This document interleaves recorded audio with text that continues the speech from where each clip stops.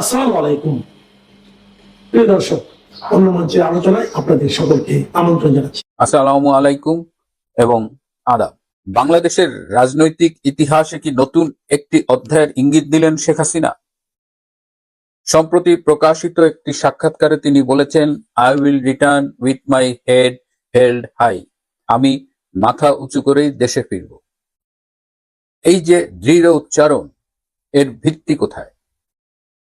একদিকে আওয়ামী লীগের কার্যক্রমের উপরে নিষেধাজ্ঞা, তার হাজার হাজার কর্মী বন্দী, জেলে, অথবা লক্ষ লক্ষ কর্মী ঘর ছাড়া, মামলা হামলা, নিপীড়ন নির্যাতনের শিকার। সেই মুহূর্তে এই দীপ্ত উচ্চারণ কিসের ইঙ্গিত করে? মিলেনিয়াম পোস্টে জননেত্রী শেখ হাসিনার একটি দীর্ঘ সাক্ষাৎকার প্রকাশিত হয়েছে এবং এটি মিলেনিয়াম পোস্ট থেকে অন্যান্য কিছু গণমাধ্যমেও প্রকাশিত ও প্রচারিত হয়েছে।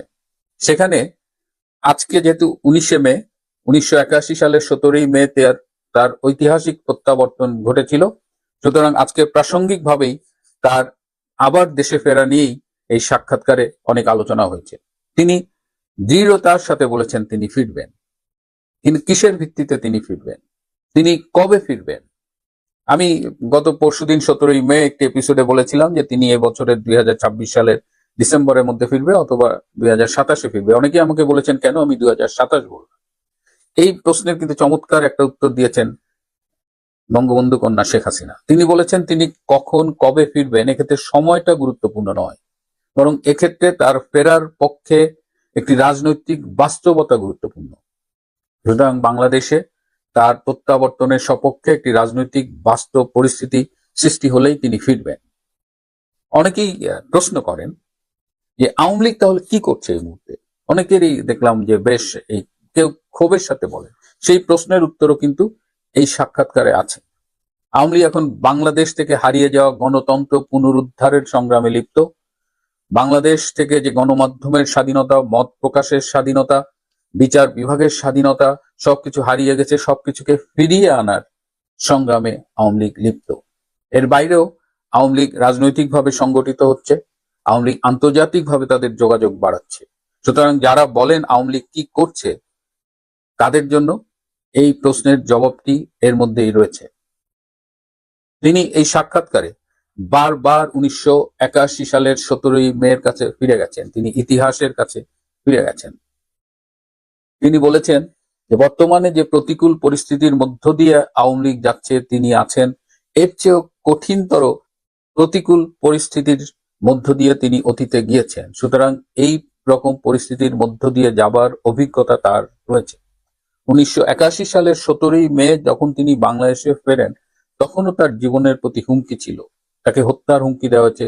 তিনি যেন দেশে ফিরতে না পারেন তার জন্য সর্বোচ্চ চেষ্টা করেছেন সেই সময়ের সামরিক জান্তা জেনারেল জিয়াউর রহমান। শেখ হাসিনার প্রত্যাবর্তন ঠেকাতে সেই সময় একটা প্রতিরোধ কমিটি পর্যন্ত গঠিত হয়েছিল, যে কমিটির আহ্বায়ক ছিলেন সেই সময়ের জাতীয় সংসদের স্পিকার মির্জা গোলাম হাফিজ। সুতরাং এটা নতুন কিছু নয়, এবং তিনি ফিরেছিলেন সেই সামরিক জান্তার দুঃশাসনের সময়। সুতরাং তার একদিকে যেমন অভিজ্ঞতা আছে, তেমনি তিনি বলেছেন যে গণতন্ত্র পুনরুদ্ধারের সংগ্রাম, মানুষের অধিকারের সংগ্রাম, মানবাধিকারের সংগ্রাম, এই সব সংগ্রাম ফিরিয়ে আনার জন্য তার সংগঠন লড়াই করছে। তার মানে তার প্রত্যাবর্তন শুধুমাত্র ব্যক্তি শেখ হাসিনার প্রত্যাবর্তন হবে না, বরং তার প্রত্যাবর্তন হবে বাংলাদেশে গণতন্ত্রের প্রত্যাবর্তন। এখন স্বভাবতই প্রশ্ন উঠছে যে বাংলাদেশে তো আওয়ামী লীগের কার্যক্রম নিষিদ্ধ, অনেক নেতাকর্মী কারাগারে, বেশ কয়েকজন দেশের বাইরে, তাহলে আওয়ামী লীগ কিভাবে ফিরবে? এখানে তিনি আবারও ইতিহাসের কাছে ফিরে গেছেন। তিনি বলেছেন যে 1971 সালে আওয়ামী লীগকে নিষিদ্ধ করেছিল সেই সময় পাকিস্তানের জান্তা সরকার, কিন্তু আওয়ামী লীগ কি বসেছিল? আওয়ামী লীগ যদি 1971 সালে সেই নিষেধাজ্ঞা মেনে নিয়ে বসে থাকতো, তাহলে কি বাংলাদেশ স্বাধীন হতো? এটাই তো বাংলাদেশ আওয়ামী লীগের ইতিহাস। আওয়ামী লীগকে নিষিদ্ধ করা যায়, কিন্তু আওয়ামী লীগকে নিষিদ্ধ করে স্তব্ধ করা যায় না। আওয়ামী লীগ তার উপরে যে ঐতিহাসিক দায়িত্ব অর্পিত, সেই কাজটি সে করে। এর মধ্য দিয়ে নেতা কর্মীদের একটি মেসেজ দিয়েছেন জননেত্রী শেখ হাসিনা যে তোমরা ভয় পেও না, ইতিহাস তোমাদের পক্ষে। এর বাইরেও আওয়ামী লীগ কিন্তু আন্তর্জাতিক পর্যায়েও ব্যাপক তৎপরতা চালাচ্ছে। তারা একদিকে জাতিসংঘের সাথে, ইউরোপিয়ান ইউনিয়নের সাথে, ইন্টার পার্লামেন্টারি ইউনিয়নের সাথে, বিভিন্ন মানবাধিকার সংগঠনের সাথে তারা কিন্তু তাদের যোগাযোগ অব্যাহত রেখেছে, এবং এই যোগাযোগগুলো কিন্তু বর্তমানে যথেষ্ট কার্যকর ভাবেই দেখা যাচ্ছে। এই যে বাংলাদেশের বর্তমানে যে অবস্থা, বাংলাদেশের সংস্কারের নামে জুলাই আগস্টের যে রেজিম চেঞ্জটা করা হলো, সেটি যে একটি ষড়যন্ত্র ছিল, সেটি যে একটি জঙ্গি অভ্যুত্থান ছিল, এটা এখন একদম দিবালোকের মতো পরিষ্কার। এবং বাংলাদেশে যে গণতন্ত্রহীনতার মধ্য দিয়ে এই মুহূর্তে যাচ্ছে, সেই বাংলাদেশ যেখানে মানবাধিকার নাই, যেখানে মত প্রকাশের স্বাধীনতা নেই, যেখানে মানুষের অধিকাংশ মৌলিক অধিকারই বিঘ্নিত, সেখানে আন্তর্জাতিক এই সংগঠনগুলো কিন্তু ক্রমশ সোচ্চার হচ্ছে। এবং এই যে আন্তর্জাতিক মহলের সাথে যোগাযোগ, এটা আওয়ামী লীগ কিন্তু খুব কার্যকরভাবে চালিয়ে যাচ্ছে। এই সাক্ষাৎকারেও আমরা সেটা দেখতে পেয়েছি। তিনি বাংলাদেশের অর্থনীতি, তার আমলের উন্নয়ন এবং বর্তমানে যে আমের মহামারী চলছে সেটি নিয়েও কথা বলেছেন।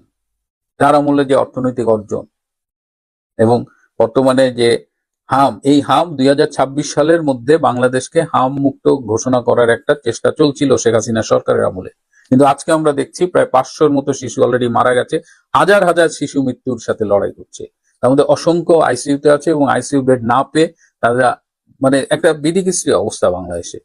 তিনি সেই কথাটি বলেছেন বাংলাদেশের জনস্বাস্থ্য নিয়ে। এবং শেখ হাসিনা, আপনারা নিশ্চয়ই মনে আছে, ভ্যাকসিনের সাফল্যের জন্য তার সরকার দুইবার আন্তর্জাতিকভাবে পুরস্কার লাভ করেছিল, ভ্যাকসিন হিরো।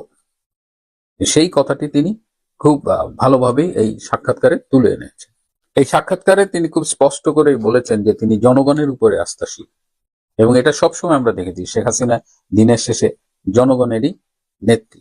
তাহলে এই সব মিলিয়ে এই সাক্ষাৎকারটা যদি বিশ্লেষণ করে সাম আপ করি, তাহলে দেখা যাবে যে তার এই আত্মবিশ্বাসের যে ভিত্তি, তার মধ্যে রয়েছে তার ইতিহাস তার পক্ষে, তার তৃণমূলে যে সংগঠনটি রয়েছে আওয়ামী লীগের, ভেরি স্ট্রং একটা অর্গানাইজেশন গ্রাসরুট লেভেলে, এটি তার ফিরে আসার পক্ষে একটা স্ট্রং পিলার হিসেবে কাজ করছে। তার আমলে করা উন্নয়নও তার পক্ষে, এবং সেই উন্নয়নগুলোর কথা কিন্তু তিনি বলেছেন যে উন্নয়ন ন্যারেটিভ, বর্তমান সরকার, ইউনূস সরকার, এগুলো তো মানুষ দেখছে, এবং শেখ হাসিনার 15 বছর দেখেছে। খুব ক্লিয়ার যে শেখ হাসিনা বাংলাদেশটাকে কোথা থেকে কোথায় নিয়ে গিয়েছিলেন, একটা ইমার্জিং ইকোনমিক ফোর্স হিসেবে তৈরি করেছিলেন। এবং ইন্টারন্যাশনালি বর্তমানে যেভাবে জিও পলিটিক্যাল সিচুয়েশন বদলে যাচ্ছে এবং যেভাবে বাংলাদেশের রেজিম চেঞ্জের ষড়যন্ত্রগুলো উন্মুক্ত হয়ে গেছে, এখন কিন্তু আন্তর্জাতিক পরিসরে আওয়ামী লীগের রাজনীতির অনুকূলেই হাওয়া বইছে। আর সবশেষে রয়েছে একটি বাংলাদেশ যেখানে গণ অসন্তোষ ক্রমশ দানা বেঁধে উঠছে, এবং এই গণ অসন্তোষ দানা বাঁধার মধ্যেই কিন্তু রাজনৈতিক সংগঠন হিসেবে আওয়ামী লীগ কিন্তু তার জায়গা করে নেবে। সুতরাং আওয়ামী লীগকে কার্যক্রমের উপরে নিষেধাজ্ঞা দিয়ে দমিয়ে রাখা, অন্তত ইতিহাস তার পক্ষে কথা বলে না। তাহলে আপনারা বলবেন যে আত্মবিশ্বাসী কি কেবলমাত্র তার ফিরে আসাটাকে নিশ্চিত করবে? আত্মবিশ্বাস জরুরি, তবে এর সাথে আরো প্রয়োজন রাজনৈতিক বাস্তবতা, বাংলাদেশের সময়, আন্তর্জাতিক রাজনীতির সমীকরণ এবং বাংলাদেশের বর্তমান সংকটের অবস্থা। এই সংকট এভাবে কন্টিনিউ করতে থাকলে বর্তমান বিএনপির যে সরকার ক্ষমতায়, তাদের জন্য আগামী দিনগুলো সুখকর নাও হতে পারে। প্রিয় বন্ধুরা, আপনারাও কি মনে করেন শেখ হাসিনা মাথা উঁচু করে বাংলাদেশে ফিরে আসবেন? আপনারা কমেন্টে আপনাদের মতামত জানান। আজ এ পর্যন্তই। নমস্কার, আমি তরুণ ঘোষ। আচ্ছা, গত রবিবার দিন এই রাস্তায় নামাজ পড়া এই নিয়ে তো ব্যাপক সংঘর্ষ হয়েছে পাঁচ মাথার মোড়ে, মানে 5 পয়েন্ট ক্রসিং যেটা পার সার্কাসে, সেখানে ব্যাপক সংঘর্ষ হয়েছে। প্রায় 5,000 মতো মহিলা এবং পুরুষ মুসলিম যারা আছেন তারা গিয়ে পাঁচ মাথার মোড় অবরোধ করে দেন। পাঁচ মাথার মোড় অবরোধ করা মানে কলকাতাটাকে অচল করে দেওয়া। ওখানে 5টা রাস্তা ওইখানে গিয়ে ভাগ হয়েছে, সল্টলেকে দিয়ে গেছে, কলকাতা দিকে এসছে, রাজাবাজার দিয়ে গেছে, বিভিন্ন জায়গায় ছড়িয়ে গেছে জায়গাটা। ওই পাঁচ মাথা মোড়টা 5,000 কি তার বেশিই হবে, তো তাদের হঠাৎ পুলিশ প্রথমে অনুরোধ করে, তারপর মাইকিং করে যে রাস্তা ছেড়ে দিন, কলকাতার যানজট এমনি ভয়াবহ, আপনার রাস্তা দখল করে রাখলে বড় মুশকিল। কিন্তু কে কার কথা শুনে? এবার পুলিশ যখন মাইকিং করছে তখন তাদের উদ্দেশ্যে একবারে পাথর বৃষ্টি শুরু হয়, যে কাশ্মীরে যেগুলো হতো সেই পাথর বৃষ্টি শুরু হয়। তখন পুলিশ বিস্তর লাঠি চালায়। লাঠি যখন পড়লো না, তখন যদি দৌড় আপনারা দেখেন, সেই দৌড়ের দৃশ্য আর লাঠি চালানোর দৃশ্য আমি দেখাতে পারবো না, কারণ ইউটিউবের রেস্ট্রিকশন আছে, অনেক রেস্ট্রিকশন ইউটিউবের। তো আবার নিমেষে ফাঁকা হয়ে গেল। তারপর গতকালকে মুখ্যমন্ত্রী শুভেন্দু অধিকারী তিনি ওই ঘটনাস্থলে গেছিলেন। তিনি গিয়ে কি বলেছেন তার ভিডিও আছে, তার লেখাও আনন্দবাজারে যেটা বেরিয়েছে সেটাও আমি দেখাচ্ছি আপনাদের। মাফ করবেন। উনি লিখছেন পাথর ছোড়া চলবে না, হুঁশিয়ারি মুখ্যমন্ত্রীর। পাথর ছোড়া চলবে না। কি বলছেন? রবিবার পার্ক সার্কাসের বিক্ষোভে 24 ঘন্টার মধ্যে তল্লাটে কলকাতা পুলিশের দক্ষিণ পূর্ব ডিভিশনের দপ্তরে গিয়ে পুলিশকে ভয়মুক্ত হয়ে কাজ করার পরামর্শ দিলেন মুখ্যমন্ত্রী শুভেন্দু অধিকারী। বিক্ষোভ ঠেকাতে পুলিশের ভূমিকা প্রশংসা শোনা গিয়েছে তার মুখে। সেই সঙ্গে বিক্ষোভকারীদের উদ্দেশ্যে শুভেন্দুর হুঙ্কার, শ্রীনগরে পাথর ছোড়া বন্ধ হয়ে গিয়েছে, আমার মনে হয় কলকাতাতেও পাথর ছোড়া বন্ধ হওয়া দরকার। এমন হলে আমার চেয়ে খারাপ মুখ্যমন্ত্রী আর কেউ হবে না। যে কোনো বিক্ষোভকারীকে নিয়ম মেনে শান্তিপূর্ণভাবে বিক্ষোভ দেখাবার কথা বলেছেন মুখ্যমন্ত্রী। সোমবার দুপুরে ওই তল্লাটে কলকাতা পুলিশের দক্ষিণ পূর্ব ডিভিশনের অফিসে যান মুখ্যমন্ত্রী। ছিলেন কলকাতা পুলিশের নগরপাল অজয় নন্দ সহ অন্যান্য পুলিশকর্তাদের সঙ্গে কথা বলার পাশাপাশি বিক্ষোভে আহত পুলিশ কর্মীদের সঙ্গে দেখা করেন শুভেন্দু। বাইরে বেরিয়ে তিনি জানান, রবিবারের নির্বিশেষে 6 জন আহত হয়েছেন। আহতদের মধ্যে পুলিশ কর্মীদের পাশাপাশি কেন্দ্রীয় বাহিনীর জওয়ানরাও রয়েছেন। এরপরেই মুখ্যমন্ত্রী বলেন, পার্ক সার্কাসের ঘটনায় পুনরাবৃত্তি হতে দেব না। তদন্তে নেমে এখনো পর্যন্ত 40 জনকে গ্রেপ্তার করা হয়েছে। এই যে যারা অবরোধ করছে না, এরা কিন্তু সমস্ত জামাতপন্থী। ভারতবর্ষে জামাতপন্থী কিন্তু অনেক বেড়ে গিয়েছে। ওই জন্য আমি বলেছিলাম যে কলকাতায় প্রধানমন্ত্রী শেখ হাসিনা কতটা নিরাপদ, কারণ এখানে প্রচুর জামাত রয়েছে। এই জামাতপন্থীদের আগে টাইট করতে হবে। মানে বাংলাদেশে যা হচ্ছে আমাদের এখানে জামাত চলবে না। আইন মেনে চলো, ভারতীয় সংবিধান, তারপর বিএনএস, তাতে যা লেখা আছে সে অনুযায়ী চলো, তাহলে তোমার এখানে থাকতে কোনো অসুবিধা হবে না। তারপরে তিনি বাংলাদেশের জামাতকে কয়েকটা হুঙ্কার দিয়েছেন। আগে এইখানে কি বলেছেন সেটা আগে দেখে নিন। শুভেন্দু এদিন ফের অনুপ্রবেশকারীদের যে দেশের বাইরে পাঠানোর হুঁশিয়ারি দিয়ে রেখেছেন।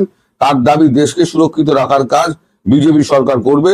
প্রথমে ভোটার তালিকায় ডিটেক্ট হয়েছে, মানে চিহ্নিত হয়েছে, পরে ভোটার তালিকায় ডিলিট হয়েছে, মানে মুছে দেওয়া হয়েছে, এরপর সময় হয়েছে ডিপোর্ট করার, মানে D3। সেই সঙ্গে জানিয়েছেন তিনি মুখ্যমন্ত্রী হওয়ায় এই রাজ্যের সিপিএম তৃণমূল কংগ্রেসের চেয়ে বেশি চিরবিনি হচ্ছে ওপারের জামাতের। সব চিরবিনি আমি দম ছুটিয়ে দেবো। কিন্তু তিনি ভয় পাওয়ার মানুষ নন। ঘোষণা আগেই করেছিলেন। আনুষ্ঠানিকভাবে এদিন থেকে শুরু হয়ে গিয়েছে জনতার দরবার। সেখানেই তিনি পরিষ্কার জানিয়ে দেন, ওপারের জামাত কোথায় পালায় আমি দেখব। আমি ছেড়ে দেওয়ার পাত্র নই। যতক্ষণ না পর্যন্ত ওপারের জামাতকে আর এপারের জামাতকে আমি শায়েস্তা করতে পারছি, ততক্ষণ আমি দম ফেলবো না। এটা আমাদের পার্শ্ববর্তী রাষ্ট্রে শান্তি স্থাপন করার জন্য যা যা করার দরকার বিজেপি সরকার তাই করবে, এবং বিজেপি সরকার আমায় দায়িত্ব দিয়েছে, আমি সেই দায়িত্ব পালনে এতটুকু পিছপা হব না। তার মানে বুঝুন, মানে ওপারের জামাতরাও কিন্তু খুব একটা শান্তিতে থাকবেন না। এখন কি হবে না হবে সেটা তো পরের কথা। আমি দীর্ঘদিন ধরে বলে আসছি যে একটা বড় ঘটনা ঘটবে, অকল্পনীয় কিছু ঘটবে, তখন তো আমার অনেক দেখেছিলেন। এবার দেখুন ধীরে ধীরে কোন দিকে যাচ্ছে। প্রধানমন্ত্রী শেখ হাসিনা এই প্রথম সরাসরি কাগজে একটি ইন্টারভিউ দিয়েছেন। এই প্রথম সাংবাদিকদের প্রশ্নের মুখোমুখি ইন্টারভিউ দিয়েছে। সেটা আমি বিকেলবেলা এই সন্ধ্যেবেলাতে আমি করব, এইটার সঙ্গে মেলাবো না। এটা শুধু আমি আপনাদেরকে জানিয়ে দিচ্ছি যে ওপারের জামাত যারা আছেন আর এপারের জামাত যারা আছেন তারা কেউ কিন্তু শান্তিতে থাকতে পারবেন না। তারা সব দেশ ছেড়ে পালাতে হবে, আর নইলে বঙ্গোপসাগরে গিয়ে ঝাঁপ দিতে হবে। বাংলাদেশের রাজনীতি নিয়ে বিস্তর আলোচনা হয়, আলোচনা হবে, আলোচনা চলমান। কিন্তু আমার কাছে মনে হয় বাংলাদেশের রাজনীতির প্রকৃতপক্ষে দুইটি ধারা, একটি আওয়ামী লীগ আর একটা এন্টি আওয়ামী লীগ। এন্টি আওয়ামী লীগে যারা আছেন তারা বিভিন্ন সময় বিভিন্নভাবে বিভক্তিতে থাকেন, কিন্তু যখন নির্বাচন বা কোনো রাজনৈতিক গুরুত্বপূর্ণ সময়, তখন আওয়ামী লীগকে ঠেকাবার প্রশ্নে তারা ঐক্যবদ্ধ হয়ে যান। আর মুক্তিযুদ্ধের পক্ষের শক্তিদের মধ্য থেকে নানাভাবে ছোট ছোট বিভিন্ন সংগঠন যারা, তারা অনৈক্যে থাকেন। একটা বড় দাগে বলা যেতে পারে বাংলাদেশের রাজনীতির দুইটি ধারা, আওয়ামী লীগ আর এন্টি আওয়ামী লীগ। তা আজকের আলোচনার পূর্বে একটা পত্রিকার সংবাদ শিরোনামটা একটু আপনাদের দেখাতে চাই।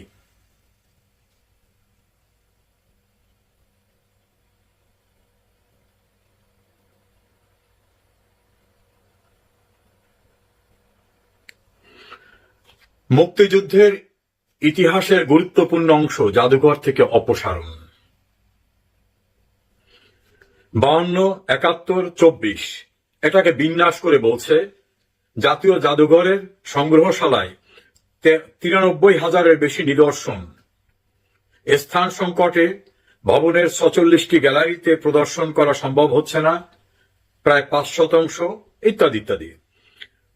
মোদ্দা কথা হচ্ছে যে মুক্তিযুদ্ধ এবং মুক্তিযুদ্ধের পূর্ববর্তী যে সকল আমাদের ঐতিহাসিক নিদর্শন, 1952 সালের ভাষা আন্দোলন, 62-র শিক্ষা আন্দোলন, হামিদুর রহমান শিক্ষা কমিশন বিরোধী আন্দোলন, 66-তে বাঙালি জাতির মুক্তি সনদ ম্যাগনা কার্টা 6 দফা সংক্রান্ত বিষয়, আইয়ুবের মার্শাল্লাহ বিরোধী আন্দোলন, 69-এর গণ অভ্যুত্থান, 70-এর নির্বাচনের মানুষের বিশাল সমর্থন ম্যান্ডেট, মহান মুক্তিযুদ্ধ, যুদ্ধ পরবর্তী বাংলাদেশের যুদ্ধের সমস্ত স্মৃতি নিদর্শন এবং তার ধারাবাহিকতায় যা কিছু, যেমন বাঙালি জাতির গৌরবময় অর্জন কি কি আছে, ভাষার অধিকার অর্জন, মাতৃভাষাকে আন্তর্জাতিক পর্যায়ের স্বীকৃতি, বঙ্গবন্ধু